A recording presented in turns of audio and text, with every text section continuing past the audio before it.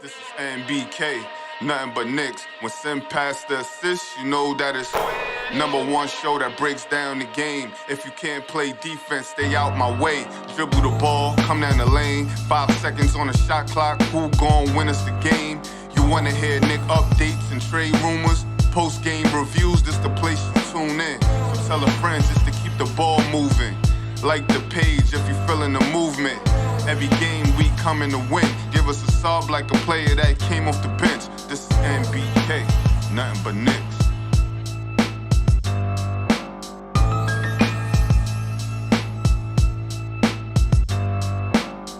Knicks family, what's poppin'? It's your boy. 107-77, ladies and gentlemen. The New York Knicks with a big win over the Dallas Mavericks to win their 3rd in a row.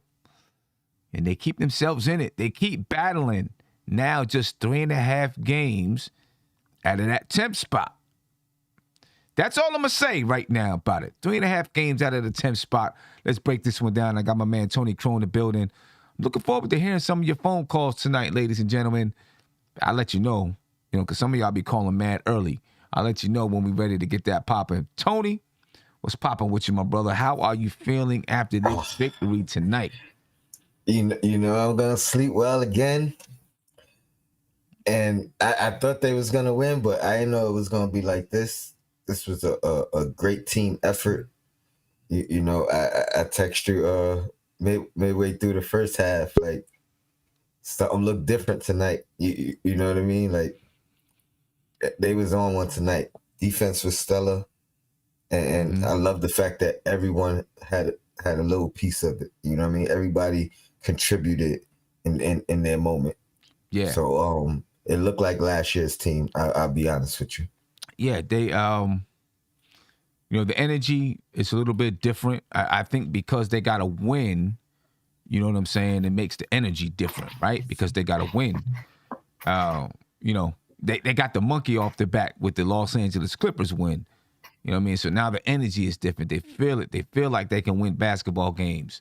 There was a moment in this game, in that third quarter, where, again, the Dallas Mavericks started to make a run, got it down to 14. And I'm sure the players as well as the fans were like, okay, is it going to happen again? Can we hold them off? You know what I mean? And, the Knicks, listen, they didn't hold their heads. They didn't pout. They grinded. You know what I'm saying? They grinded, got big buckets, and then pulled out the win by 30 over the Dallas Mavericks. And the Mavericks were hot coming into this game. You could talk about people that they didn't have on the floor, but the Knicks were missing players as well. The Mavericks were hot coming into the game, had won 5 straight, and the Knicks do what they need to do. Good win by the New York Knicks, ladies and gentlemen. Big win by the Knicks. Keep themselves in it. Looking at the box score, the Knicks were led by Julius Randle, 26 points tonight, 8 rebounds, 5 assists. He wanted to play well in his hometown, and you can see it, with the energy that he was portraying on the floor. I'm not saying that he made all the best decisions in the world with his shot selection, but he ended up playing a pretty good game. And when it felt like the Dallas Mavericks were, making a push, and he came back in that, the top of the fourth quarter, Julius Randle, he put his head down and went to the basket, and nobody could stay in front of him.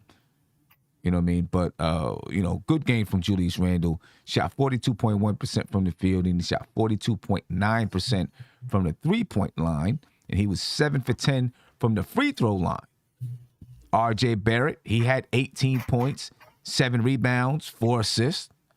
He was 43.8% from the field. He was 0 for 3 from the three-point line, but he was 4 for 5 from the free throw line. And then you had Alec Burks, who played a good game. 15 points, 11 rebounds for Alec Burks, 5 assists. Didn't shoot that well from the field, but obviously he did other things. Mitchell Robinson, a double-double, 11 points, 11 rebounds, 3 blocks. Mitchell Robinson only played 23 minutes. I think he's still feeling some of those effects from whatever illness he had. But Taj Gibson continues to play big games, 11 points, 5 rebounds, knocked down a 3, 66% from the field.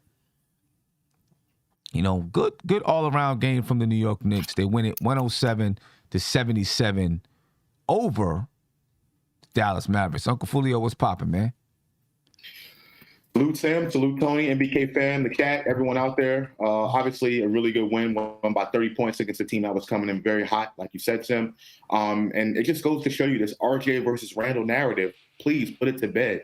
Like, I never understood it. I never understood why people were saying that. When Randle plays well, when RJ plays well, Randle doesn't play well. I hope people can just put that to bed now and let this team and finally understand that this team is still playing hard. They still want to play for the play-in.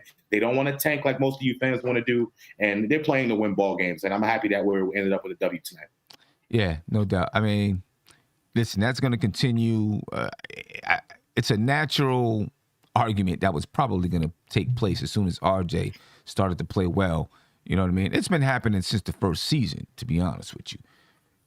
The RJ versus Randle thing. But, the two guys, I think they like each other, and hopefully they can continue to grow and develop and build some chemistry together. Looking at the Dallas Mavericks and what they did tonight, of course, they were led by Luka. Luka had 31 points. Listen, the Mavericks, man, they missed their first 19 three-pointers of the game. That right there from the beginning, that hurt them right from the beginning. They missed 19 three-pointers in a row. They continue to take them. All right, but Luka, 31 points, 6 rebounds, 4 assists. The only other player in double digits for the Dallas Mavericks was Spencer Dinwiddie, 13 points. Everybody else, Reggie Bullock, 0 points. He did have 7 rebounds, but 0 points against his former team, the New York Knicks. Finney Smith, 9 points. Dwight Powell had 8 points, 4 rebounds. Jalen Brunson, 8 points, 5 rebounds. Maxi Kleber only had 2 points. Josh Green only had 2 points. Trey Burke had 4 points. And for a lot of the night, Jason Kidd, I've been in his shoes before, and he was on the sideline looking like, it's not much I can do with this game. You know what I'm saying? If you're not going to make shots, if you're not going to do the things that you need to do to win the basketball game, there's not much that I could do. And there wasn't much he could do. You know what I'm saying? So the Knicks get this win. Let's break down the players and talk about these guys and the impact that they had on the basketball game tonight. Obviously, let's start with Julius Randle, probably the player of the game for the New York Knicks. He came up big in the top of the fourth quarter. Mitchell Robinson went out. And I don't know if he went out because he was, if he wasn't feeling well or he got hit in the face or whatever it was, but he went out. Julius Randle came in and, really started taking the ball to the basket. And there was nobody that could really stay in front of him. You know what I mean? Tony, what's your take on Julius Randle's performance tonight? You know how Tibbs always say you could play well and not shoot well? Mm-hmm. That was Randle tonight. I think he played well, even though he didn't shoot the ball particularly well. He had his moments late where he kind of found his niche with the bully ball. Mm-hmm. And yeah, man, I'm happy for him. I'm happy for the team overall, but I'm especially happy for him. It seems like he's figuring it out and maybe channeling some of that energy into his performance instead of letting it get the best of him. At least tonight. Yeah. At least tonight. Yeah. Julius Randle in the third quarter, he took 8 shots in the third quarter. He was 4 for 8 from the field in the third quarter. Most of his shots came at the basket. He took 4 of his shots came at the basket, and 3 of them came from the three-point line. He made 1 of them. 1 of them came from the mid-range. In the fourth quarter, Randle, he took 4 shots. He was 3 for 4 from the field in the fourth quarter. 2 of those shots came at the basket. 1 came from 3. 1 came from a long 2. But he was. I did feel for a moment that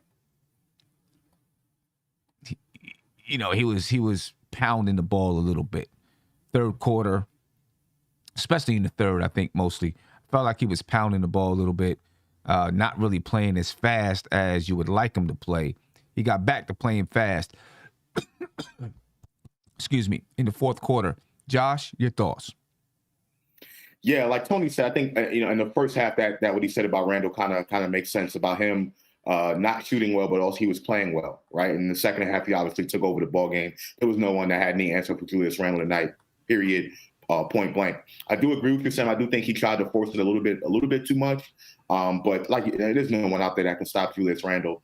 And I think he's much more happier out there. You see him smiling a lot more on the floor. When I went to the couple games earlier this season, he can tell something was just off with his attitude, his mentality. But he's starting to get that back now, and he's playing really good basketball. So this is the Randle that we're going to need if we're going to make a push for this play-in. No doubt about it. Yeah, hopefully he's not, happy just because, he's making shots and things like that. Hopefully it just continues. The energy continues.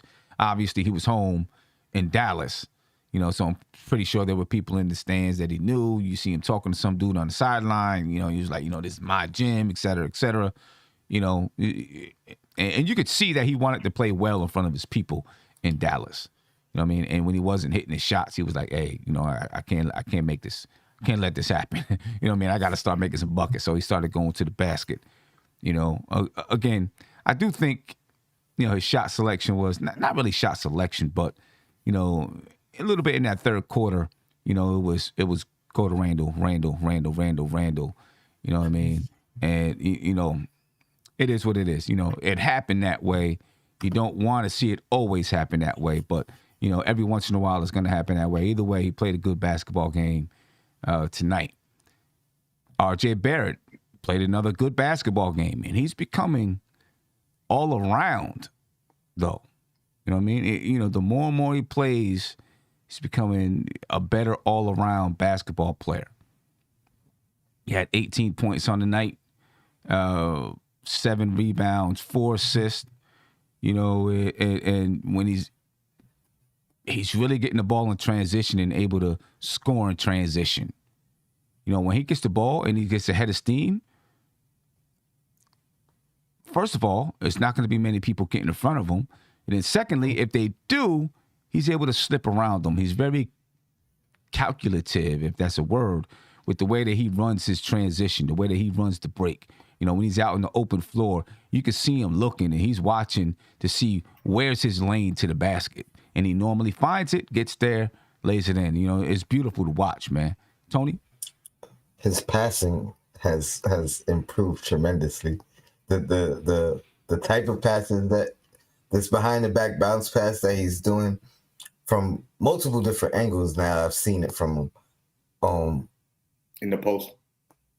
the post to the 3-pointer, like even the little drop off behind the back pass for 3. I've seen him do it for Quickley, for RJ, for Fournier. I think he's really he's improving his arsenal of moves, offensively and creatively. Yeah, no doubt about that. Josh? So I think RJ Barrett always had the ability to pass. I've seen him make some passes and show off his playmaking, but I think the improvement is really in his ball handling, his ability to get to the basket, like Sim said, and just his ability to create his own shot. We wasn't seeing this from RJ Barrett early in the season. I think a lot of it is his mentality, but also he is developing the physical skills to, the handles and, getting past people and creating his own shot off the dribble. So I think that's where the improvement lies. I think he was always, a pretty decent playmaker. We put the ball in his hands a little bit more. But yeah, like Tim said, it's really good to watch and really nice to watch this guy developing, which, people say that the Knicks are not doing. But RJ Barrett's developing right before our eyes, and we should appreciate that. Yeah, I mean, right before our eyes, it's really, really, really fun to watch. For those who like the plus minus, RJ Barrett was a plus 21. Julius Randle was a plus 18 tonight. Evan Fournier plus 6, Mitchell Robinson plus 9. We're going to get to Mitch. Alec Burks plus 26, Emmanuel Quickley plus 28. The entire Knicks team was in the plus, in the plus minus. The entire Knicks team. Now, I said my bad. In my previous statement, I was still talking about Randle. I got distracted reading the chat. So Oh. I know y'all probably like, what is he talking about? But yeah, the entire Knicks team was in the plus tonight. Obviously, that tells you something. Everybody was playing good basketball. But the Dallas Mavericks never had a lead tonight. Never had a lead. The Knicks' biggest lead is 30, which the Knicks end up winning by 30. But the Mavericks never led against the New York Knicks. Let's talk about Mitchell Robinson. Right? Hey, that man. Points, 11 rebounds, 2 steals, 3 blocks, coming off of an illness. Right? And it's becoming routine for him to go out and get, a double-double. He only played 23 minutes on the night, and he still got a double-double. Go ahead, Tony. And look dominant doing it. Like he in his bag too. Like, pay that man. I mean, I'm gonna keep saying it until we bring him back, till we lock him up. And you could tell he's not fully recovered from whatever he was dealing with. You know what I mean? But his effort. I know Queen is proud. We've seen offensive and defensive rebounding tonight. Like fighting for defensive rebounds. So, yeah, I'm liking what I'm seeing from him. And I think he's only going to continue to get better as well. Yeah, I hope that, one of these days he's able to develop some sort of a game.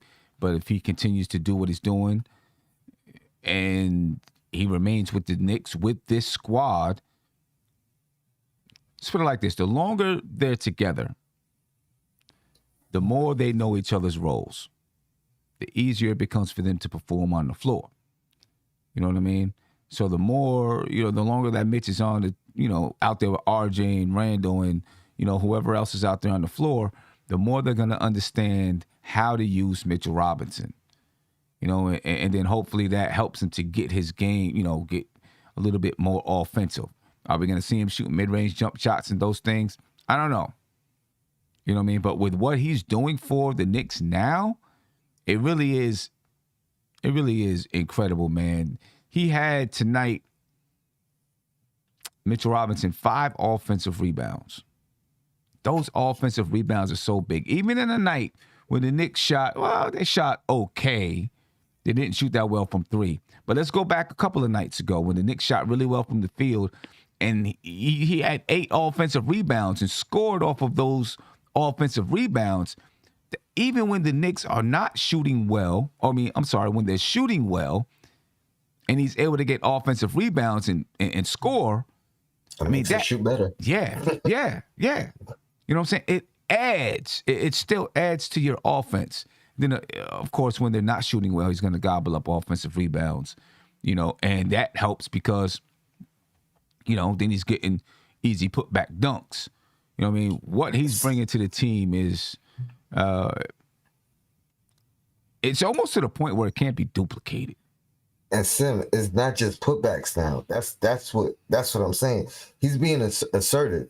He's intentionally trying to go back up if he can't, put it back down from in the air. Like he's using his strength. I think he's just only going to get better the more comfortable he gets, and you can tell he's getting more comfortable. Like, so if he could keep excelling at what he's doing, he'll start getting in his bag more and more. We see him putting the ball on the floor a couple times this year. We've seen finger rolls. We've seen little hook shots. Like, he wants to do more. It's not like he's scared of it. You know what I mean? Yeah. I think it's all about being confident. Yeah. Okay, so I'm looking in the chat, and I see Blue Hefner. Right, Blue Hefner. He said, talking about Mitch, he said, Sim, you can't count on Mitch. He barely plays, whether from injury or being sick, and when he does play, he's inconsistent. Look, we know that Mitchell Robinson he's had his injury issues this year. There's no doubt about it, right? But how many games have the Knicks played so far? Well, not just this year, but throughout his career. Let's just say that. But how many games have the Knicks played so far this season? What's their record? They have 17 games left. So, that's like 60 whatever games, 65 games. He's played 59 of those 65 games. Looking at it right now, 59 games played in 2021, 2022. That's not terrible, is it? Right? That's not terrible, I guess. If my math is right, I'm looking at it, he's played 59 games, and I think your math is right. Yeah, if my math is not, that's not terrible, right? We've talked about him being inconsistent, and matter of fact, the Queen brought it up on the Queen's court. Is it too early to expect Mitchell Robinson to be consistent? And my answer then, as it is now, Mitchell Robinson's he's had a different career. He's had a different path to the NBA, right? He hasn't, you got all these players that come from mountains and mountains and mountains of coaching. Mitchell Robinson doesn't come from that. So, you may need to give another year. I'm sorry, Sim. You know what I mean? He got mountains of coaching on the Knicks. I don't know if it was good coaching. Right. I mean, right. But other people that come into the NBA, right, they have all this other coaching, and then they get coaching in the NBA. You know what I'm saying? So he didn't get this coaching in high school and college because he didn't play in college. And remember, it's not like he was playing in the G League or someplace else. He was just home. Probably, playing with his homeboys in the gym. And then he gets drafted. He's in the NBA and he starts to get coaching. So you may need to give at least another year before you start to expect that consistency to come in. Sim, but the question is, how much are you paying him? Right? How much are you paying him? It'd be different if Mitchell Robinson wasn't in a contract year and you didn't have to give him money in the offseason. The Knicks already, from what was reported, already offered what they could offer him to extend him, and he turned it down. Right? So he wants more money. The question is, how much money are you paying for Mitchell Robinson and his, because he's limited and he is inconsistent. We all know how well Mitch can play. Tonight, he played extremely well. He's had a bunch of really good games, but he's also had a few bad games where he should have done better. Right? And now we're talking about paying him a contract in the offseason. So I think that's still a question. Mm-hmm. I like Mitchell Robinson. I want to bring Mitchell Robinson back too. The question is, how much are you bringing him back for? That's my question. I'm maxing out at 11 or 12 million. Well, that's what the Knicks offered him. That's the maximum they offered him, and he turned it down, Sam. I don't know if the report said they offered a contract, and the report said what the max they could offer. They didn't say those two numbers were the same. I'm under the impression they offered under the max of what they can give them. Why would you? I think it's 15. But why would you? It's 4 years, $48 million or something like that. But why would you assume otherwise? Why would you assume that the Knicks didn't offer him $12 million a year? We all think he's worth that, right? He may think he's more than that. Like I said, DeAndre Ayton is going to set the market for him in the offseason. And DeAndre Ayton is going to get easily $20 million a season. I don't think Mitch will get that much, but Mitch is going to get somewhere in between. Okay, that's what he wants. He'll kind of set the market.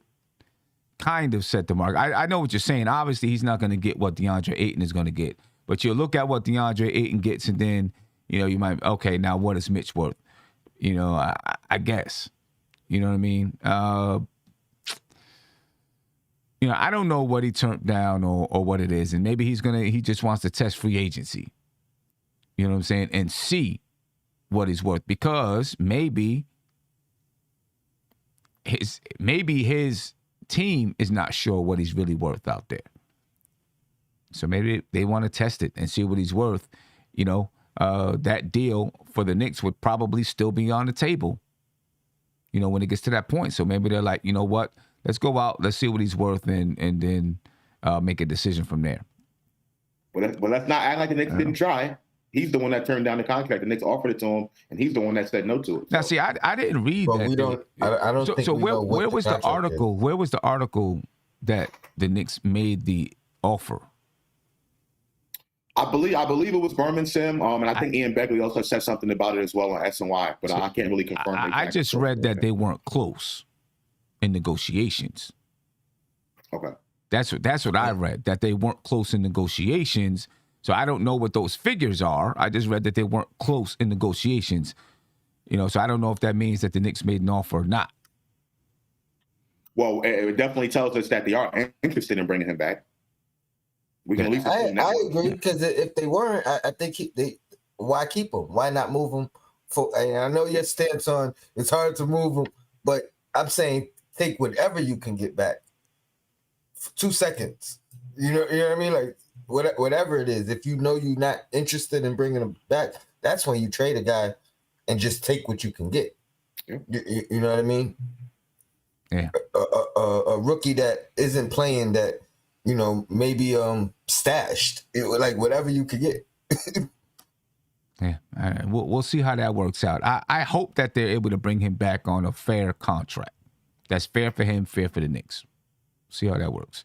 Let me get to a call. Caller, you're live. Name me where you're from, please. What up, Simmons? Are you from Iowa? Hey, you. What's going on, man?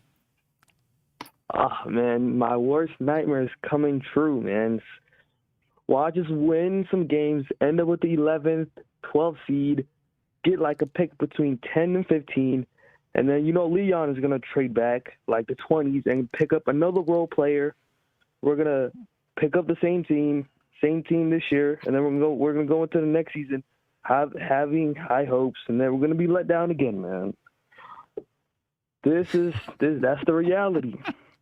I mean, listen, you can find I don't know what's out there.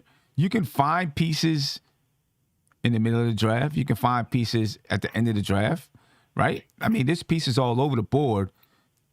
You can find them. There's pieces all over the board. You can find them. Not to mention, if there's somebody at the top of the draft that the Knicks really, really like, there's always the possibility that they could try to trade up. But Leon's not doing that. Come on, Leon. He's conservative. He is. I definitely agree with you there. He's conservative. Ayub, Ayub, can you hear me? This is Josh. I'm gonna give you three names, and I want you to tell me where they were drafted. Giannis Antetokounmpo, Devin Booker, Donovan Mitchell. Man, those are like one out of like a million. Do you really think we're gonna like hit on three, though? Donovan Mitchell, a Devin Booker, a Giannis? I gave you three, not one. I gave you three. Currently in the NBA right now, superstars in the NBA. But that's luck, man. We're not lucky. Kawhi? Even later. No. Kawhi was like 11th. Or I think he was like the 11th pick. No, he wasn't. Not even close. I mean, Chris Middleton, second round pick. Listen, my thing is this. All those like an anomaly. Like, are we like really relying on to hit like a second overall pick? I mean, a second round pick. Are we really counting on that? All right. How about if you take into account the top 5, top 10 picks that aren't in the league and didn't make it in the league? It's a crapshoot no matter what, man. Yeah, there's many. You take the position you get and you do the best what you can with it. Right. I mean, my thing is, yeah. Kevon said the MVP from last year, Jokic, the second round pick. My thing is this, man. And this is before the Knicks ever went on a 3-game win streak. I've been saying this year after year after year. Fighting to get into the playoffs or even to get into the play-in is more important to me. You know what I'm saying? Especially right now. You got a guy like RJ. You got to send a message to RJ. What is your message going to be? And people are going to say, oh, our message is going to be that we're going to put people around you. He don't want to hear that. That you're going to rely on a rookie to be put around him. You know what I'm saying? He wants to hear that we're trying to win basketball games. And if you are going down the end of the season like, nah, RJ, we're just going to tank it out. That's not a good message to send to the kid, in my opinion. I don't think that's a good message to send to him. You want to see how RJ handles these situations right here that the Knicks are in right now. You know what I'm saying? And you can't do that by trying to lose, in my opinion. You do that by trying to win. Is it really worth it trying to like fight for the 11th seed because I know we're not going to make it. I already know we're not going to make it to the play-in. Like, is it really worth it though? Yes, because you are trying to develop R.J. Barrett. You are trying to see how R.J. Barrett reacts in these situations.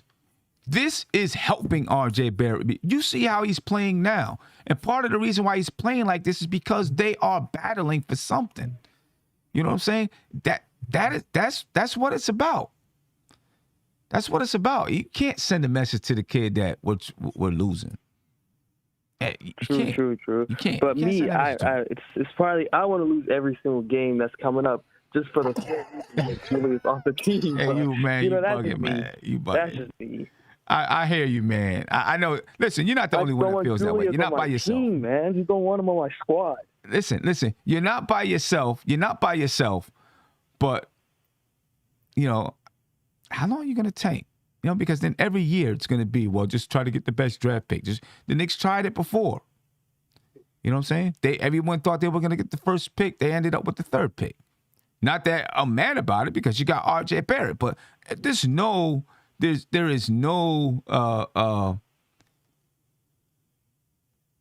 you may have the worst record in the league. You still may not get the first pick. As a matter of fact, even with the worst record in the league, the way the draft is set up now, you have a higher chance of getting a 5th or 6th pick or something like that. The way things are set up now. Yeah. Exactly. Yeah, I just want to make a quick note on the game today. Yeah. Randle, thank you, man. He's getting his trade value up. That's all that counts. All right, AU. I appreciate you, man. Have a good one. Man, take care. Right, take care. Yeah. I thought you broke through the head. He was like, man, I get you, man. I just want to lose every game. I just want to lose every game. What? Come on, man. Sam, not to mention, the Knicks had a number 4 pick. They drafted Porzingis. Devin Booker went down to 13. They had opportunity to get Donovan Mitchell, right? And when they had the 7th or 8th or 9th pick or whatever it was, he fell in the draft. Yeah, 8th pick. He fell in the draft, right? So there's so much talent out there. You have to be able to draft the right guy. You have to draft the right guy no matter what. And I can go back even further, Sam. The Knicks had an opportunity to draft Larry freaking Bird. Larry Bird. They had a top pick in the draft, and they chose Michael Ray Richardson. So you have to draft the right guy. That's what it comes down to. This tanking nonsense is, first of all, it doesn't have any integrity to it at all. The players in the locker room are not thinking about tanking because they're going to say that player who the Knicks are going to draft is going to go in and take their spot. So why would they want to lose on purpose? It just doesn't make any sense to me. Now, if you're bad and you lose games and you wind up getting a better chance to draft that way, okay, fine, you're bad. You know, something you can do about that. But to intentionally lose games to try to get a higher draft pick, it just doesn't make any sense to me whatsoever. And if someone feels that way, they should be ashamed of themselves. I'm just not with it, man. Win basketball games. Go out and try to win basketball games, whatever that looks like. And if that means that you're trying to win with young guys, then okay, you try to win with young guys. I don't care. You know what I'm saying? Just make sure you're trying to win basketball games. That's the way people develop, in my opinion. You don't develop by trying to lose. To me, that just sets a bad culture. And people are going to point to Philadelphia, right? But they have what? One player left from all those tanking years? One player left on the team from all those tanking years? You just go out there and you do the best you can, and you got to have a good front office that finds a way to draft well, trade well, sign well, develop well. That's how you win. That's how you win, right? That's how you win. Spree, what's popping with you, bro? Sam, I love IQ when he doesn't float it all the time. Yeah, he's learning. He had to pick it up quick, right? Because the rules changed. People understood what he was trying to do. He's picked it up, and he's picking it up. Yeah, I just like when he finishes at the rim or tries and ones. And the floater, you can get back to the floater, but if you can show teams that you can do that, then it opens it up. But I liked how he played today. I don't really care about it. I I looked, it was 2 for 8, but 6 rebounds, 6 assists. He got to the line 6 times. Very good. Very, very good. McBride, to me, yeah, I know he picked up a lot of fouls, but I'm fine with all the fouls he took. That's okay. He was physical. Yeah, I mean, listen, my mantra is this. If you ain't picking up fouls, you're probably not playing D. If you're playing aggressive defense, you're going to pick up some fouls. I That's the way agree. basketball works. I wanted him to foul out. I mean, I know I got into it with Josh a little bit, but Josh is right. The game was in hand, but I like McBride, man. He needs to be a part of the – I think he played 22 minutes tonight, which is fine. Mm-hmm. John Moran is a different dude. That's going to be very, very hard. I'm just thinking ahead. McBride needs to be a big part of the game plan, and I think he will be. He should be. And one thing I want to say on Julius is, Sam, I liked – he didn't shoot it great, but I liked that he attacked in that third quarter. You like that? Who attacked? Julius? Julius. Yeah. I mean, did like that he attacked. 10 I times. just felt in the third quarter, he was a little ball hoggish in the third quarter, but Mm-hmm. it just kept coming back to him, and he was definitely being aggressive, and he was going to the cup.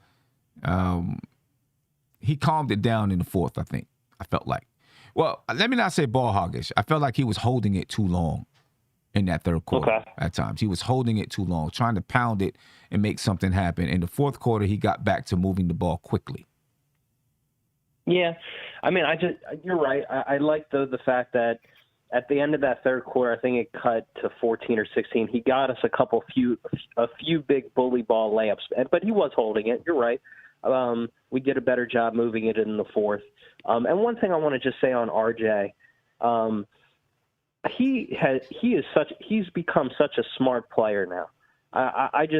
It's amazing, honestly, to watch from where he was. And I know the role has completely changed him because we're putting it in his hands, but watching him, even there were times, Sim, where he didn't go left and he went right because that's what the defense was giving him, and he was able to finish it, like his angles to the basket. That's why I think he's so good at driving it, is he knows how to use the angles. Some players just have the ability to do that, and RJ does it. It's not like he's going quickly, too. That's another thing, Sam. He's not like, yeah, he can blow by a guy, but it's not like he has incredible speed. It's the angles. Mm-hmm.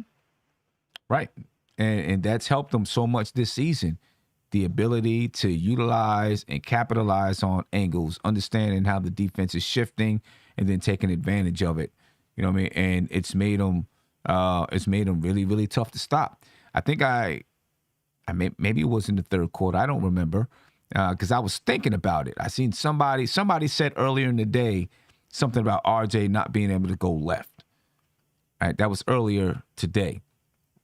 And then in the game, he's got the ball on the right side of the floor, and he penetrates with his right hand and then finishes with his left. I think you just mentioned that, and that's the first thing I thought about. People say he can't go right.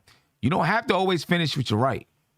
You could go right and finish with your left. The same way people who were right-handed go left and finish with their right. Yeah, I agree. And I like the fact that Tibbs has IQ on the floor spaced out with him when he does those moves, because the pick and roll's coming. You got the pick and roll either with Julius or whoever, but you got IQ on the floor spaced out. They can't he has the angle to the basket whenever he wants. So putting it in RJ's hands, the amount that we're doing it now is correct. It's the right play. He's getting better. I'm just more confident in RJ as a player just because I think his basketball IQ is really high, and he's very crafty. And the free throws are a little better now. I think the last few games, he's making the free throws higher. Yeah. So this is all very good. The Grizzlies game is the season. We all know John Morant. That's a different thing. To be able to stop him, it's going to be everyone. I think McBride has to be a big part of this. But the Grizzlies game, if we can somehow do it, Sim, and win that game, then maybe there's hope here. But it's good. I'm happy and I agree with I disagree with the last call. I'm fine. Got to compete. We got a lot of young guys on this team. A pick is not guaranteed. Got to fight. I'm a fighter, Sim. I ain't giving up. Yeah. I hear you. No doubt about that. I don't know if I agree with when you say that's the season, though? I feel like this could stop our momentum if we lose to the Grizzlies. I feel like they have belief now, Sim. They've won 3 in a row, but the Grizzlies, we lost to them earlier in the year. I feel like if they can somehow find a way to win that game, we can win every game. I don't know. It's just like that's how I feel. I don't know if 3 versus 4. I know maybe it's a little over-exaggeration. There's 16 games left in, but if we could somehow find a way to win that Grizzlies game, man, oh man, then we got the Nets. It'll be a feel-good type of thing to go up against those guys. I just want the momentum to keep going. That's all I'm saying. Yeah, no doubt about it. No doubt about it at all. Oh, I do have a question before you get out of here. Sure. And then I want to come to Tony and Uncle Fulio about it. Alec Burks tonight. Good basketball game, right? Played a good basketball game. What do you have? 15 points, 11 rebounds, 5 assists. Do you think there's a chance, and we've all, been, gotten on Tibbs and everyone, coaching staff, whoever, about playing Alec Burks at that point guard spot. But do you think right now, knowing that he's going to be there for the remainder of the season, he can settle in and maybe play that position a little bit better? Because in the past, up until now, right, it was always, he's playing this position for now, but he's going to go back to the bench, or he's going to, and when he goes back to the bench, he's going to be playing shooting guard.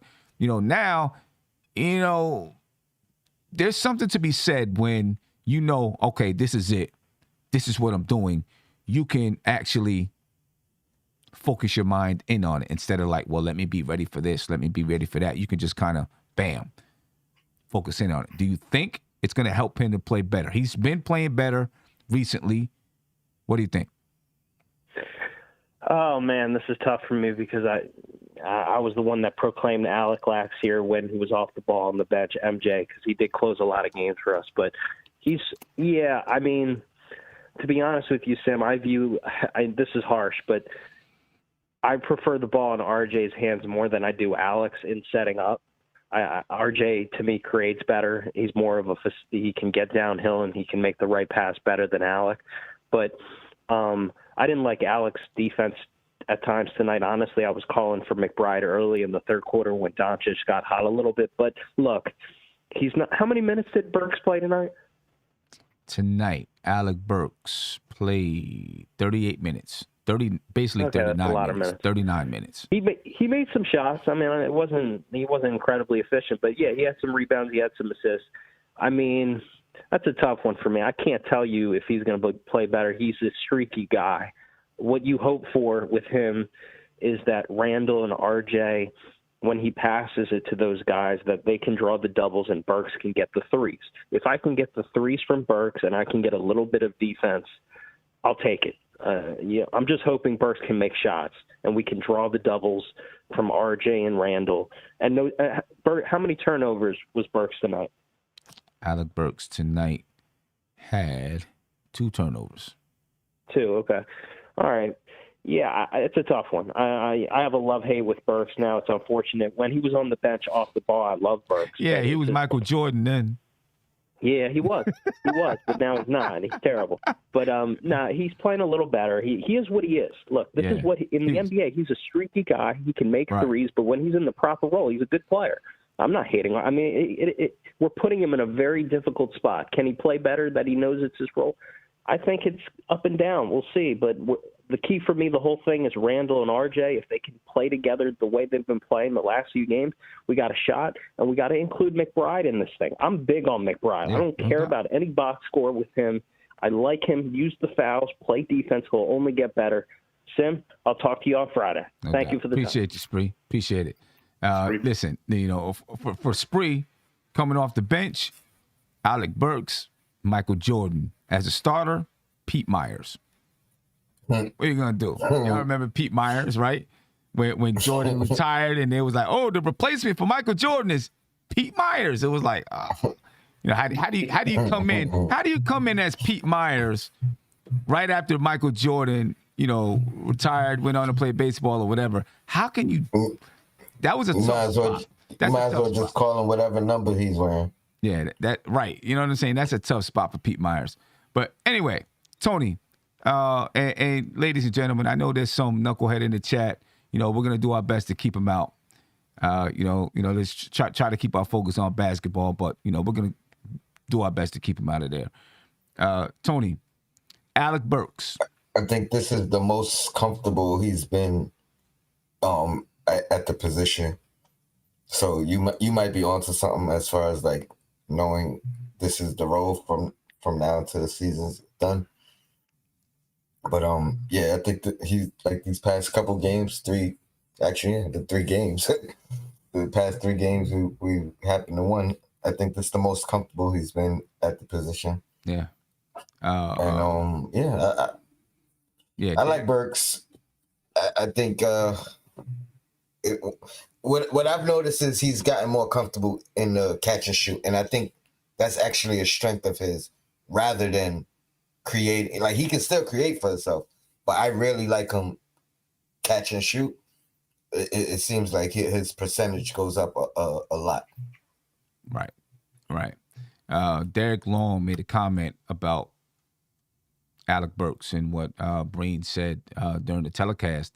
Burks has like 2 turnovers and is with over his last 23 assists, something like that. That's pretty good. That's pretty good. So I guess we'll see how and where it goes. But Josh, your thoughts on it? So, but before I give my take on it, and I just know people are going to say, "Oh, you guys want Burks to be the point guard of the future." Someone's going to take it all to the next level. I'm just putting it out there, Sim, because people are gonna. That's what people are going to say. So just give him time. He's still developing. Listen, I think at this point in the season, I think the important thing is consistency, right? And I like the fact that Burks has been in there. Tibbs has been going with them. Despite what all the fans had to say, Tibbs has been going with them. Sometimes he's had his good games. Sometimes, he's been playing well. Tonight he played, pretty decent. But that's what I'm looking for in a point guard. I'm not looking for a ball dominant guy. I think it's important what Tony said about him being a catch and shoot kind of guy, pass it to Julius, pass it to RJ, have them do the playmaking, and just have a guy play off of them to be able to knock down shots. And if Burks is doing that, playing some defense, like Spree said, I think he can play that position for the rest of the season until we get a bona fide point guard in here. But, at this point, I'm for the consistency, and I don't have a problem with Burks being a point guard for the remainder of the season. It's not that many games left. Let's make a push for the playoffs, and let's see what we got. Yeah, no doubt. A big shout out to the moderators in the chat, man, really keeping control of things in the chat. We appreciate you guys, for taking care of that for us. Big shout out to you. Again, ladies and gentlemen, the Knicks win 107-77, and they dominate the glass 55-37, folks. They dominate the glass, and we need that from the Knicks every single night. You got guys that can rebound: Mitchell Robinson, Julius Randle, Taj Gibson. These guys can rebound the ball, and they dominated tonight, almost winning the battle of the boards by 20. The Knicks had 20 assists tonight. The Dallas Mavericks only 11. They didn't shoot the ball well at all, only 77 points. So, it makes sense that they would only have 11 assists. 3 steals for both teams, 3 blocks for the Knicks, 4 for the Mavericks. The Knicks had 10 turnovers, 8 for the Mavericks. The Knicks shot 42.9% from the field. Now, this is crazy. The Knicks shot 42.9% from the field. They shot 26.5% from 3. And they still won by 30 points. Because the Mavericks shot 31.4% from the field and 13.6% from the 3-point line. How many possessions the Knicks had? How many attempts? Attempts. I got to go back and take a look at it. I'll go back and take a look at it in a second. Points in the paint. The Knicks win the points in the paint 46-36. Second chance points. The Knicks win that battle 16-6. And the Knicks even win the fast break battle 6-4. Knicks just dominated the game, and the score tells you so, ladies and gentlemen. Shot attempts for the New York Knicks tonight. 84 shot attempts. It was 36 for 84 from the field. The Dallas Mavericks had 86 shot attempts on the night. Yeah. Knicks dominated. That's crazy. Yeah, it's crazy. Knicks dominated this basketball game. And It's not even that they were so efficient from the field. It's the Dallas Mavericks were inefficient from the field. So let me ask you this, Tony. Was it the New York Knicks defense, or is it just the Mavericks it was just one of those nights? I mean, I definitely saw an improvement in the defense. And to me, the proof was obviously they wasn't going to shoot 1 for 19 in the second half from the 3-point line. So I think that the fact that they still held them off and still kept them to 77 points, you got to credit the Knicks defense in that aspect. Because they got hot from 3 at a certain point in the game. You know what I mean? But we weathered it, and I think our defense won the game. Yeah, mainly that third quarter. That's when the Mavericks started getting hot. They shot 35.7% from the 3-point line in the third quarter. Luka, he was 3 for 6 in that third quarter from the 3-point line. He was 7 for 10 from the field. He had 17 points in the third quarter, but the Knicks, they managed to hold it off, man. You know what I mean? They managed to hold it off. Josh, what's your take? The Mavericks just off, or was it the Knicks defense? I think the Mavericks were just off. I seen they had some open opportunities. I mean, Bullock had so many open opportunities that was going in and out, and he just could not buy a bucket tonight. He had a donut tonight, right? So I think a lot of it was on the Mavericks. I mean, I'm going to give our defense some credit. I'm going to give us some credit. I think we did, play hard on defense. But we did leave them open a few times, but they just cannot buy a bucket. I mean, 0 for 19 is a lot of missed three-point attempts, particularly in today's NBA. well, in the first half, they were 1 for 19. I mean, they missed 19 straight before they hit the first one. Yeah. And then they were 3 away from the record. 3 away from the record of 0 for 22 or whatever. So I think a lot of it is on the Mavericks taking some missed shots tonight. And Jason Kidd was like, like you said, Sam, well, what am I going to do? Yeah, it's tough. It's not much you can do. You know what I mean? Not much you can do when your team is playing like that. Shout out to Ayub. He said, no one is coming. Shout out to Ayub for the super chat. He said, no one is coming to us in free agency. We need a top 8 pick. And we had a top 8 pick not too long ago. Yeah, he's on Dallas right now. I mean, we had a top 8 pick. We had a top 6 pick. I mean, those picks haven't really worked out for us in the past, man. It hasn't worked out. You know what I mean? Hasn't worked out. And then I couldn't help but watch Bullock and be like, yo, I remember those nights. Right? Yeah. Tell me about it. I know. Sam, I just want to say something a little bit. It's about the Mavericks. Not Knicks related at all. But and I tweeted this out earlier. Davis Bertans has by far the worst contract in the NBA. I'm sorry. His contract is awful. He's in the second year of a 5-year, $80 million contract, and he didn't even play 12 minutes tonight. And he played 15 minutes on the entire season. That's what he's averaging. So people want to complain about Randle's contract. Davis Bertans has by far the worst contract in the NBA. I'm sorry. I just had to point that out. That just stood out. He does. He has a bad contract.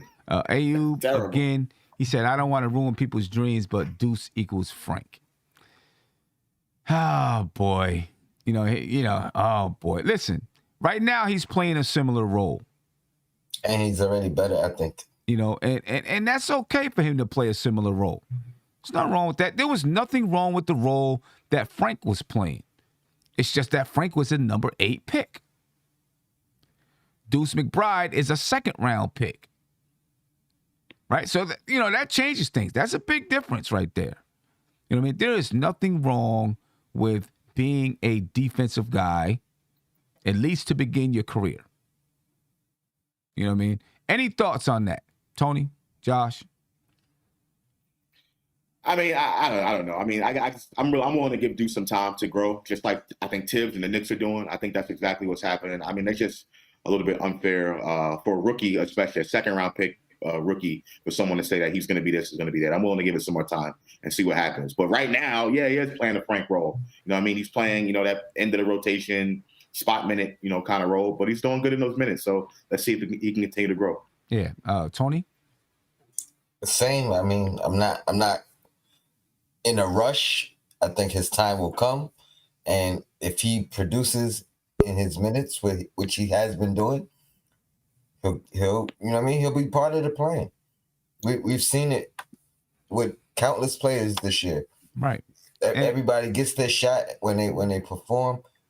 They continue to get their shot. Right.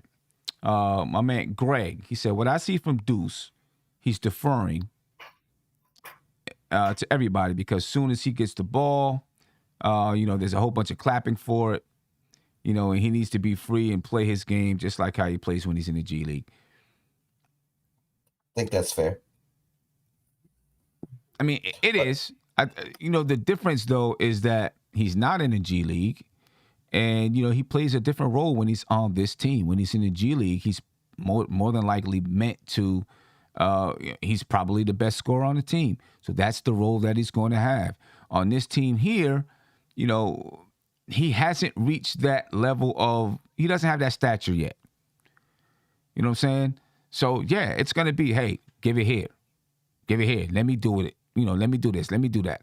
It's going to take some time. Let him be out there for a few more games. He'll find his rhythm in the offense. His teammates will see what he can do.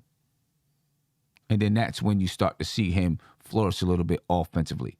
You know what I mean? And maybe he just needs to develop his game on the NBA level, And the more years he have in the league, his mentality will naturally change. If he is that dude in the G League and, you see, that type of potential for him in the G League, it will come. It will show up. The mentality is going to be there at some point. You just have to let him grow into that. So, let's just wait and see. Be patient with him a little bit. Yeah,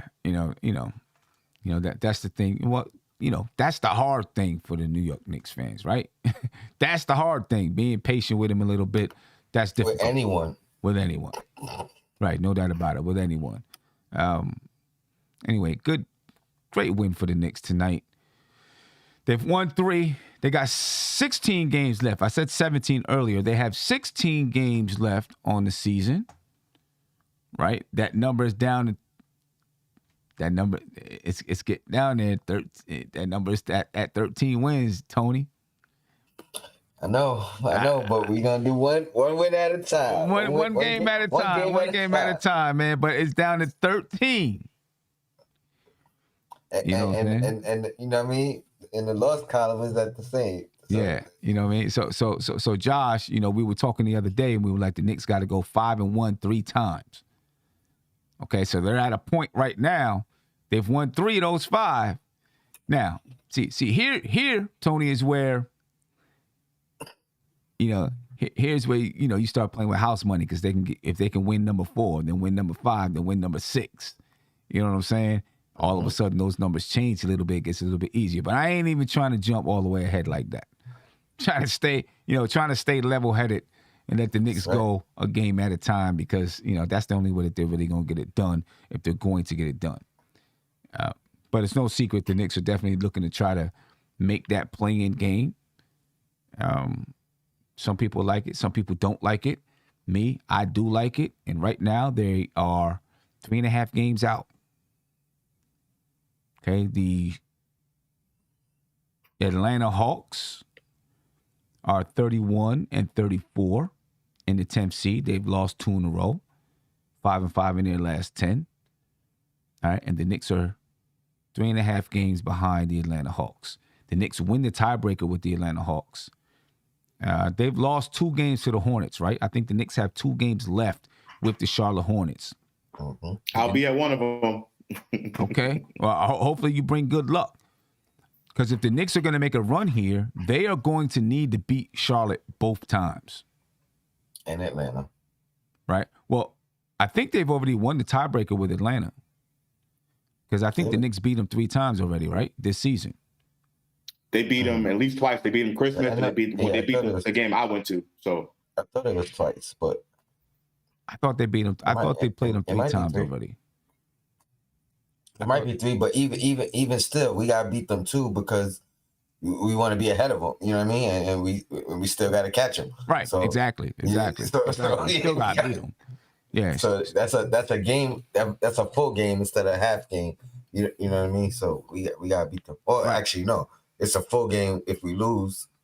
or if we win. So or if we win, right? You know what I mean? So if so you we play gotta them beat and you beat them, all of a sudden, you know, 3.5 would be 2.5, or 3.5 be whatever 2.5 the or case. whatever the case, you know, if you're playing them. Now, here's where I do agree with Spree that this Memphis game is really important. You know, because there's like an imaginary line right here with this game. The Knicks are 28-38. If they can get this win, now all of a sudden you're only 9 games. You're no longer double digits below 500, right? You're now just 9 games below 500. And I think that makes a world of difference. You know what I'm saying? Because it's like this imaginary line that you cross. Like, okay, we crossed over into this plateau. It's almost like if you're down 20, you get it to 15. Yeah, get it under 10 by under half. 10. Right. You know what I'm saying? And you get it to under 10, all of a sudden it's like, okay, we got it to under 10. Now the pressure switches around. The other team is like, damn, they got it under 10. And we're like, yo, we got it under 10. Let's get it. You know what I'm saying? So I think it does. It's definitely meaningful if the Knicks can get there. Yeah, go ahead, Josh. Sam, this comment from Jay from Washington Heights. He says, "We're not winning the chip this season, so why?" Like, look how irresponsible and wicked this is. No one thought the Knicks were championship contenders at the beginning of the season, so why even play the games? Why play? You might as well have the 4 teams that are going to win the championship or in contention for the championship play all the games and everyone else not play. It just doesn't make any sense to me. If the championship is the reason, the reason why, you because we're not winning that's the reason why you want to tank. We shouldn't have played the entire season then, because no one in their right mind thought the Knicks were championship contenders except for that caller, and the caller. But that's just a different story. So it just doesn't make any sense to me. You play to win the game. You develop, through winning, right? And you let the kids go out and play. Like, I just don't understand this mentality from Jay from Washington Heights. I had to respond to that. Nah, I'm with you. Yeah, I'm with you 100%. You play the games so that you can develop, so that you can learn, so that you can become a championship contender. You don't just become one. You got to figure out how to get there. You know what I mean? You got to figure. It's not for every team in the league. It's not championship or bust, or it's not contend for a championship or bust. You know what I'm saying? Sometimes it's climbing the ladder. And in order to climb that ladder, you got to go one rung at a time sometimes. People act like we ain't just blow like 3 20-point leads and mad double-digit leads, and that didn't hurt. You know what I mean? Like we enjoyed those games. Like, you got to build winning habits and then, make that the normal for you. Whereas, you know what I mean, it comes without thinking. Winning tendencies. So yeah, you got to try to win every game. You can't be content with, all right, I'm scoring 15 a game now, and I was only scoring 10 earlier, so I'm improving. So that's all that matters. You know what I mean? Or I'm getting 10 more minutes of playing time, so that's what's important. No, what's important is winning. If you're not on the court and your team is winning, you should be happy, regardless of what. You know what I mean? And then when you get on the court, you should be trying to help your team win. Right. However you do it. With points, without points, with defense, however you can help the team win. And so I like Tibbs so much, man, because if you believe him, he's telling you all the right things. He's telling you sacrifice. He's telling you stay ready. He's telling you, everybody has a role. Like, everything he says makes sense if you believe in it. Yeah. And it feels like they believe again. And one of the things that Tibbs always says too, and I know there's a lot of Thibodeau haters out here, or I don't want to say hate, just people that don't want him on the team. But one of the things he always says when asked about this guy playing or that guy playing is, stay ready. Everybody gets a chance to contribute. And you're seeing it now, right? Yep. Everybody's getting a chance to contribute because they have to. Speaking of Tibbs, let's listen to Tom Thibodeau, ladies and gentlemen. He should be feeling good after this win, after the Knicks have won 3 games in a row, right? It's Tom Thibodeau at his press conferences. Check it out. Sometimes you have nights like that, but I love the way our guys are coming out and the intensity that we're playing with and the togetherness on both sides of the ball. So we're tied together defensively and offensively. Guys are, sharing the ball, making plays for each other. And when you do that, you can get into rhythm. And so we got to continue to do it. And, the challenge doesn't stop. We can't feel too good about ourselves.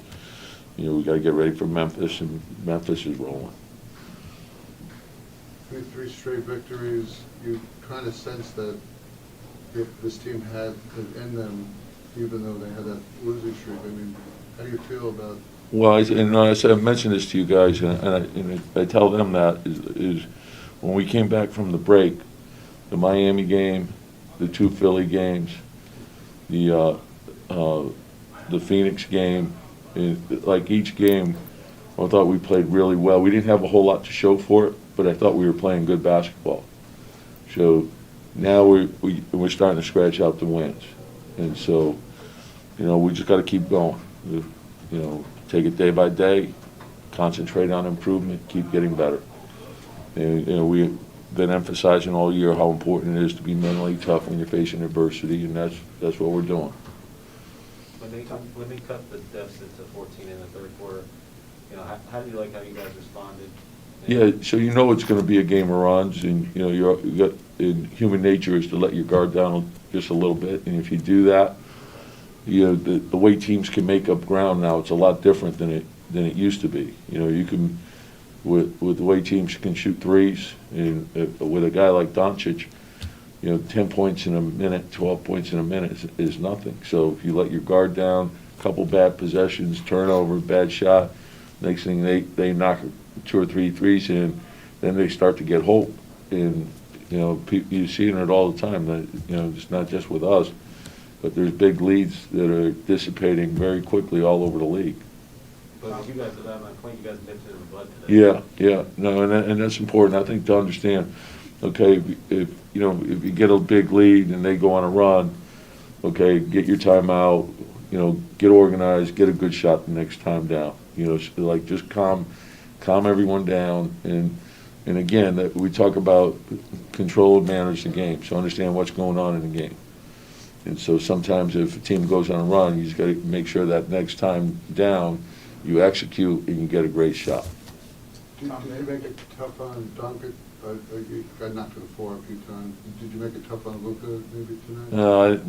I know he scored a lot. Yeah, the thing is, it's like he's so unique. He's such a great talent, and then sometimes you can defend him great. He's such a big shot maker, and he's big, and so his vision, his ability.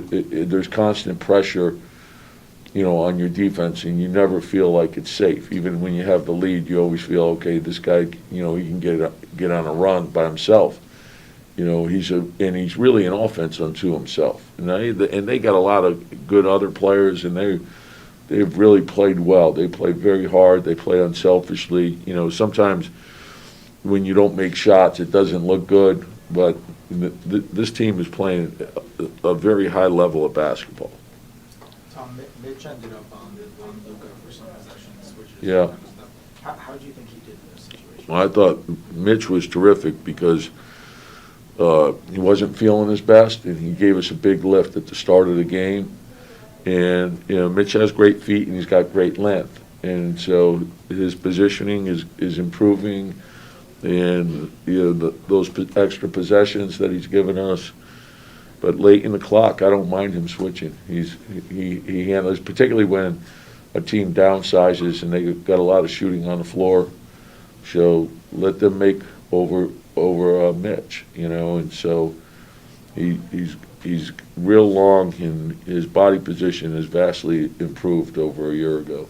Do you see him, like, there were a couple plays that early you guys were throwing lobs to him, and there were a couple offensive rebound plays where he just kind of shoved guys out of the way. Do you see him kind of sensing now, like, I have the size advantage? Yeah, and I think he's got a good understanding. He's a lot stronger. That's probably the most important thing. But also, he understands how to leverage his body now. Before he was just a young guy trying to figure it out. Now he knows he works angles a lot better. He's working from the baseline in more. I think all those things factor into it. I don't think we're going to see you tomorrow going to Memphis. And I'll miss you, Mark. and they handled you pretty good at the Garden. I mean, is this a Yeah, it's another test. Look, they're a great team. They're playing great basketball. So, you know, they're fast. You know, they got a number of good players. They, you know, obviously with Ja, the pressure he puts on you. But there's, you know, Bain is a great competitor. Jaren Jackson. I mean, they're a good, really good team. It was kind of a funny moment in the fourth quarter there where I think Quickley and Randle were like pleading with you not to challenge. What happened? Oh, who knows? On every play, you got half the guys saying challenge, the other half saying don't challenge. Then we got the guys who are actually in charge of. We're looking at the video. They're, you know, those are the guys you want to rely on. So, you know, but you know, it's today's NBA. So you not just with Mitch, but you guys were switching like a lot tonight. It seemed like. What, Yeah. Was that something you like specifically? Well, it's one of the things that we've done more of because of, you know, with all the guys that we have out. And so we've been playing RJ at the 4, Cam was playing the 4. So, and I like the length of those. All right, Tip's done, man. Oh, good. Thank you. No, they're all yours. Enjoy your night, Tips. All right, ladies and gentlemen, that's the New York Knicks YouTube channel. Make sure you subscribe so that you can get all of the updated interviews and other content that the New York Knicks have. Julius Randle kicked Tom Thibodeau off the set. You know what I mean? So he can do his post-game interview. But anything that you heard there, gentlemen, from Tom Thibodeau that interests you?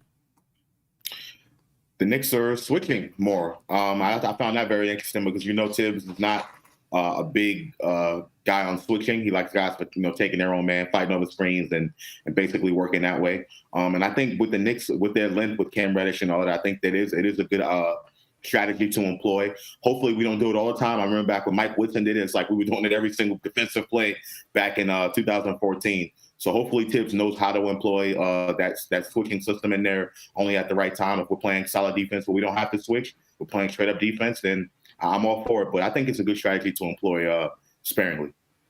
Yeah. Tony? The most noticeable thing for me is like Tibbs actually seemed happy. Like it almost feels like he's proud. You know what I mean? We've been going, and he mentioned it, the whole going through the turmoil part. You know what I mean? Going through the fighting through the storm. Like he's got to actually like really love these 3 wins, but even more importantly, you know, he recognized that the team has been playing better, you know, I mean, in his eyes from the All-Star break. So I think we've seen it too, and let's, you know, whatever he's doing, let's keep it going. Yeah, exactly. Let's keep it going. Well, you seen Julius Randle cut off Tom Thibodeau, so let's hear from Julius Randle, see what he's got to say about this game. You knew he was going to talk tonight, you know what I mean, after, you know, having a decent game in Dallas. So let's hear from Julius Randle. Looks like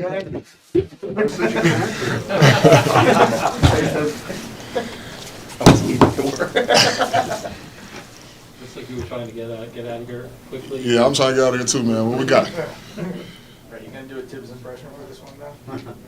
No impression. I'm trying to get out of here. What we got?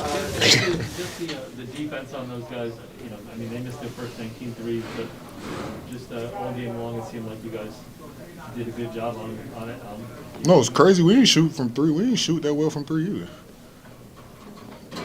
But yeah, it was probably our best defensive performance of the year, I would say.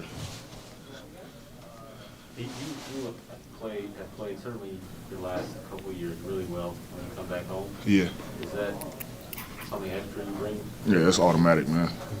Automatic playing in front of my mom and sister, and obviously my wife and sons over here. But yeah, anytime I'm playing in front of family like that, I always want to give them a good little show. So yeah. Once they closed the lead down to 14, you really started to take over both rim Right. at the time. And what were you thinking in those moments? Put a little pressure on the officials. I felt like they missed a couple things or whatever it was. So I was like, I'm just gonna get to the rim. They don't really have any rim protection, on the team. So, and then I think at one point they were playing, Dodo at the 5. So, I was just like, I'm gonna get to the rim, use my size, my speed, get to the rim. If they collapse, like earlier in the game, just kick it out. But So three in a row on the road. Is this starting to feel like it's like the real thing right now as you guys close in, maybe in the standings?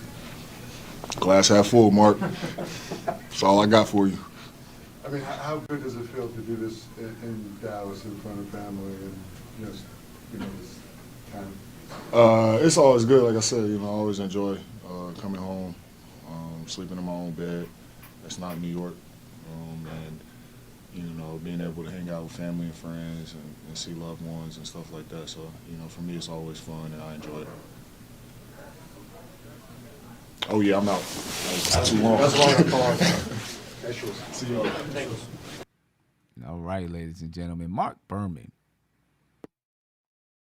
Mark Berman, boy. I don't know what it is. This nigga's got something with Mark Berman, but Mark Berman, that dude. Anyway, that was Julius Randle, ladies and gentlemen. Didn't really, gave us, I guess, exactly what we expected from him. You know what I mean? Any thoughts there, Tony? Josh?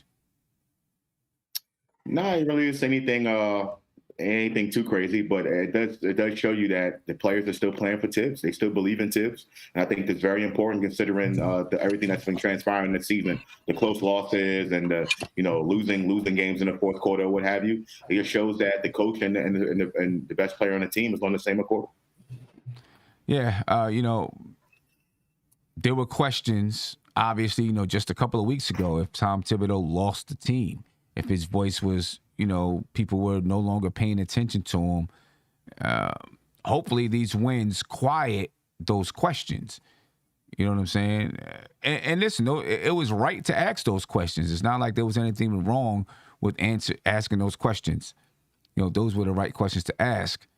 Because for a little while it did feel like maybe he had lost the team. And didn't have the same impact. But seems like he is. You know what I mean? Seems like he is. Let's listen to R.J. Barrett, and then we'll talk a little bit about Memphis, and close out the show, ladies and gentlemen. Again, big win from the New York Knicks. This is R.J. Barrett.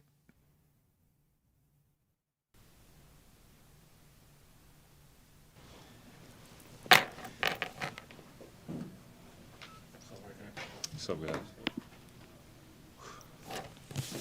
See if we can get some volume. RJ, they shot 31% from the field, 6 for 44 from 3. Julius said he thought it was your guys' best performance defensively of the year. What did you think was working for you? I think we're flying around. We're moving, and helping each other is really what it was. That was big time. We were running them off the line, and then the next man was helping, and we run back out. So it was great defensively overall, for sure. A 3-game winning streak. I mean, what is this telling you about this team and what you could do down the stretch? I told you, we're just gonna try to fight and play and try to win every game. I think the harder playing team, is gonna win most nights. So that's who we try to be. How do you feel about playing the 4? Doesn't matter to me. Wherever you need me, that's what I'll do. You guys tonight look like you threw a lot of different people at Luka. I think you took him sometimes. Julius took him. You had Miles on him. Mm-hmm. On him for a couple plays. Just kind of was that the plan to kind of show him a lot of different things? I was supposed to guard him, but I kept picking up fouls. So, and then with switching the lineups and stuff, it was, I think Deuce gave us a really good spark. He really helped on him. And, everybody, Taj was out there guarding, Mitch, guarding a couple possessions. So it was really a team effort. Was there one characteristic about these last 3 straight wins that you can identify that's really closing the games out? That's all we're doing different, because the past couple games before that, we always, are winning, have a lead, and then we would lose it. So really the difference just now is just finishing the games off. You probably don't scrimmage against him much because Mitch is a starter too, and I know you guys play like reserves scrimmage. Mitch blocks a lot of 3-point shots for a center. I mean, do you ever have to deal with that when you're going up against him? I've gone up against him a couple times. He never got me. I actually talk trash to him, whenever we've gone up against each other. Cause, I score on him, I tell him, not me. I'm not the one. You ain't gonna get me. But he definitely blocked my shot at the rim a couple times for sure. What makes him he's so long, but there are a lot of long players who don't necessarily block as many threes as he does. What makes him good at that? Well, one, he's crazy athletic. He can move very well for his size, and then he has an instinct for it. He has a knack for the ball, and even with his rebounds, like tipping it, and grabbing it, he has an instinct for that stuff. You sense Julius plays differently here at Dallas, like a little more important to him when he's at home here? Who doesn't love playing at home? And he was big time for us again tonight, and we needed it. Memphis is next. I mean, they came into the Garden and really put on a show. I mean, do you feel you guys have a different mentality now as you go into Memphis? It's the next game up. Definitely think we're going to try and go in there and get that one too. Last game in the Garden didn't really go how we wanted it to, so we're just going to try to go down there and give it all we got and see what happens. Thibodeau said a bunch of times things change very quickly in this league, good and bad. You never know what's going to turn the season around. Do you feel that this stretch right here, which you guys have done these last 3 games, kind of can be a potential turning point? Hope so. Just got to take it one day at a time, keep improving, keep getting better. All right. All right, ladies and gentlemen, that was R.J. Barrett. And I want to talk about that Memphis game because that's what's next. Can the Knicks go in there and get that game? Tony, what's your thoughts on this Memphis game? I believe they can do it. It's the next game, so yeah, man. If they play like this, man, they could rock out and beat anybody. We've seen it, we've heard it before. We could win to anybody, we could lose to anybody, but I feel like we're playing our best basketball. This is the best stretch, and it's not only is it, I think, the best stretch for us as a team, but you could point out it's the best stretch for IQ individually. It's the best stretch for RJ individually. It's probably the best stretch for Randle this year individually. So that's what makes it even cooler. Mitch, best stretch. You know what I mean? Like, yeah, everybody's that's true. Playing their best stretch right now, and we're getting wins. Like, even those losses after the All-Star break, we were in our best stretch of basketball as a team. We just couldn't close them out. So hopefully now that we got over that first hump of the first win, and now we on an actual streak, let's kind of, again, one game at a time, but let's see how far we could take the streak. And then, if we lose ever again, we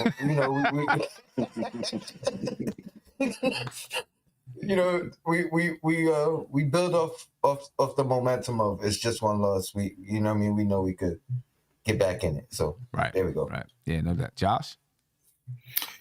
Yeah, it's gonna be a tough game, Tim. Like any game, we can definitely go out and win. I think we're fighting for something, a little bit more than what Memphis is fighting for at this point in the season. But we gotta win the rebounding battle. We gotta win on the glass. I think Jaren Jackson had 10 rebounds the last game. Steven Adams had 13. So we got to get these guys off the boards. Steven Adams is a big body down there, so that's going to be another test for Mitchell Robinson. I think Ja Morant is going to do what he normally does. but I think he was really inefficient the last game when we played Memphis. But I think if we can win the rebounding battle, knock down some shots, I think we'll have a chance in that ball game. Yeah. I'm looking forward to this ball game. I think it is a big one because the Knicks got smacked the last time that they played. Mitch had a good game though, right? I kind of remember him killing Adams. I don't know. I don't remember. For some reason. I think he had a good game against Adams. 14 points, 11 rebounds. Okay. Yeah. All right. Well, listen. 8 blocks. You know, damn, 8 blocks. Listen, we're gonna need it again against the Memphis Grizzlies on, you know, whenever they play. What's today? Thursday? What do they play? Saturday? When's the game? Saturday? Friday. Okay. You play Friday. Yeah, we're gonna need it from Mitch. We're gonna need it from everybody. It's definitely a big one. Like I said, you know, that imaginary hump, that imaginary line, getting it under 10. You know, talking about the win-loss record, you know, so instead of being 10 games below 500, now you're only 9 games below 500, right? And continuing to try to shave down that lead by the Atlanta Hawks or the Charlotte Hornets. Big one, ladies and gentlemen. But, you know, the Knicks got it tonight. 107-77 over the Dallas Mavericks. Everybody can go to bed feeling good. You know? Take that. You know, you can, you know, any updates that you had from Tankathon or anything like that, shut them off for the time being. You know what I'm saying? Turn those notifications. I don't even know if Tankathon has notifications, but, you know, delete the browser that you got your Tankathon on. You know what I mean? For now, ladies and gentlemen. Tony, any last words before we get out of here? No, I appreciate you, Tim, Josh. Pleasure to see you on screen again. And shout out to the chat. Love you guys. Yo, Black is time. Let's keep this streak going. We on a streak now. Let's keep it going. We on the streak. Josh? For anyone out there that has any questions about what the Knicks are going to try to do for the rest of the season, just watch the post-game interviews from RJ Barrett. He tells you exactly what the team is thinking and their mentality is, and they're going to try to go out and win every single ball game, right? So let's just keep that going. And shout out to RJ Barrett for wearing the jean jacket. I haven't seen that in a while. Yeah, he had a whole jean suit on. RJ. The jean suit, yeah. I haven't seen that in a long time. Big shout out, man, once again, to all of the moderators in the chat, man. I appreciate you guys. Thank you for, you know, moderating this chat and keeping it clean. You know what I mean? That's what we want to do. We want to keep it clean. We want to have a nice, you know, comfortable environment where people can argue, but not be, you know, blatantly nasty to each other, but just argue and debate and have a good time doing it. You know what I mean? So a big shout out to all the moderators. We appreciate you guys. And ladies and gentlemen, we're up out of here. I'll be peaceful, spread love, and I'll catch you next time. We're out. This is NBK, nothing but Knicks. When Sim passed the assist, you know that it's #1 show that breaks down the game. If you can't play defense, stay out my way. Dribble the ball, come down the lane. 5 seconds on the shot clock, who gon' win us the game? You wanna hear Nick updates and trade rumors? Post-game reviews, this the place you tune in. So tell a friend just to keep the ball moving. Like the page if you feeling the movement. Every game we coming to win. Give us a sub like a player that came off the bench. This is NBK, nothing but Knicks.